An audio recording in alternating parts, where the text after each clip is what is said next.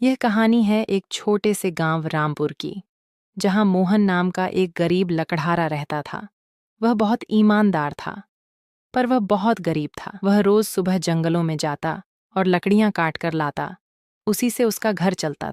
मोहन उसकी पत्नी राधा और बेटे मोनू के साथ रहा करता था। उनकी आर्थिक स्थिति ठीक नहीं थी। एक दिन वह रोज की तरह अपनी कुल्हाड़ी लेकर जंगलों की ओर निकल पड़ा। मोहन जैसे ही जंगल में पहुंचा, उसे एक विशाल पेड़ दिखाई दिया। मोहन सोचने लगा, अगर मैं इस पेड़ को काट लूं तो मुझे इसे बेचकर बहुत पैसे मिलेंगे, जिससे मैं अपने परिवार की सारी इच्छाएं पूरी कर सकता हूं।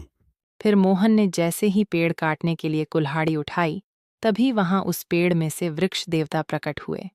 उन्होंने मोहन से कहा, मोहन, तुम तो बहुत ईमानदार व्यक्ति हो, फिर इस वृक्ष को क्यों काट रहे हो? तुम इस वृक्ष से उसका जीवन क्यों छीन रहे हो? तभी मोहन ने कहा, हे भगवान, अगर मैं इस पेड़ को नहीं काटूंगा तो मेरा परिवार भूखा मर जाएगा। आप ही बताएं, मैं क्या करूं?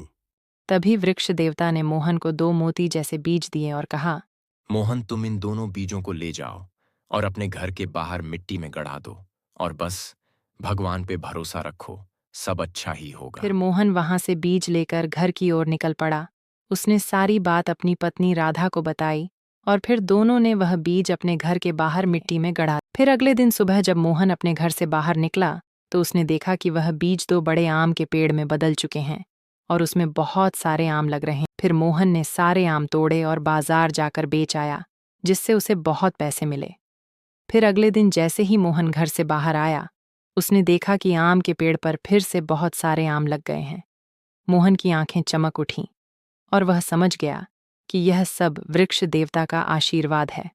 और हर रोज फिर ऐसा ही होने लगा, जिससे मोहन ने बहुत पैसे कमाए और उसकी आर्थिक स्थिति भी अच्छी, जिससे मोहन और उसकी पत्नी राधा ने वृक्ष देवता को बहुत धन्यवाद कहा।